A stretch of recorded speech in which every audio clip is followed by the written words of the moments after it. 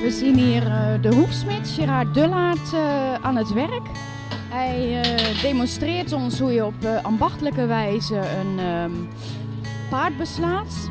Dat wil zeggen dat hij van een staaf ijzer een hoefijzer op maat gaat maken. Hij heeft de staaf ijzer in het vuur gelegd, in de kolen, zodat dit bewerkbaar is. Je ziet dat het ijzer ook rood gloeiend is en daardoor kan hij het makkelijk bewerken. Je ziet dat, wat je ziet is travaille of een hoefstal, noemen ze het ook wel.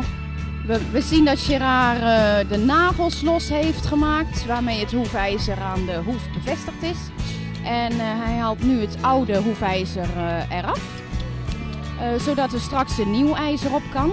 Hij haalt een stukje van de straal van het paard af. Daarnaast gaat hij de hoorn knippen. Dus het is eigenlijk net als dat wij zelf onze nagels knippen. Dat is dode hoef. Er zit geen gevoel meer in. En daar haalt hij een stukje van af.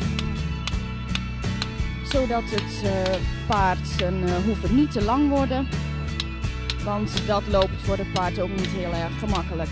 We zien hier dat het ijzer rondgeslagen wordt op het aanbeeld. En dat de ene helft al de vorm van de hoef krijgt. En Gerard gaat nu de gaten erin slaan waar straks de hoefnagels ingeslagen worden om het ijzer aan de hoef te bevestigen. Allemaal handwerk met een speciale hamer die de vorm heeft van de hoefnagel. Het gaat een beetje te sissen. En wat je in beeld niet ziet, maar wat je hier wel ruikt, is de geur van brandende hoef, of van schroeiende hoef. Ik moet nog een klein stukje van het ijzer af. Dat is iets te groot. Dat heeft hij gezien toen hij hem tegenaan de hoef heeft gehouden. En daarmee wordt het nog wat extra op maat geslagen.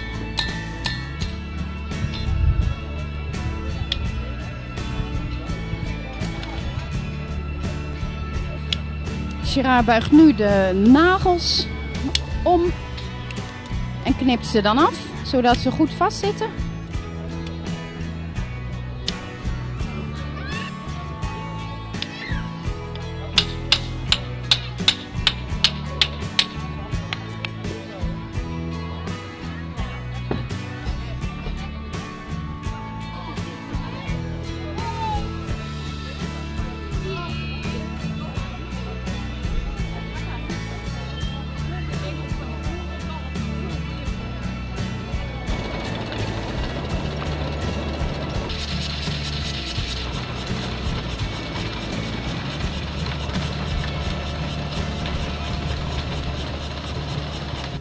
Ik ben Aaron Hazes en wij staan hier op de boerenmarkt demonstratie te geven met de vlei, zeg maar.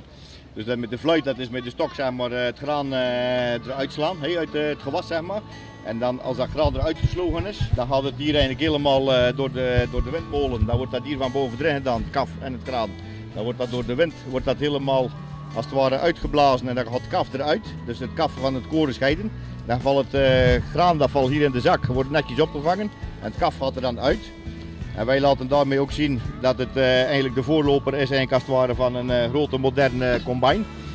Die grote combines tegenwoordig die starten ze en ze rijden naar het land en ze zetten ze in en op het einde van de dag hebben ze heel partij, hebben ze kanten klaar af. En als je ziet, als ze vroeger met de handkracht alles moesten doen, moesten ze eerst bosjes maken met een zelfbinder, moesten ze opslaan op een dorpsvloer en in de wintermaanden naar beneden halen en dan moesten ze met de dorpsvlegel alles weer netjes eruit halen en dan met de windmolen doen. Dus daar waren ze ondertussen een half jaar verder.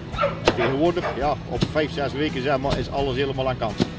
Dus, en ik moet zeggen, de animo voor de jeugd is geweldig groot, want ze willen allemaal een keer bij de stok slaan.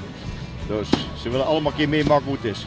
Dit is eigenlijk heel goed, ja. Net vanmorgen was het iets minder met een beetje motregen, maar van de middag kwam de zon erdoor en het was best wel redelijk druk. Dus het was heel goed te doen. Ja.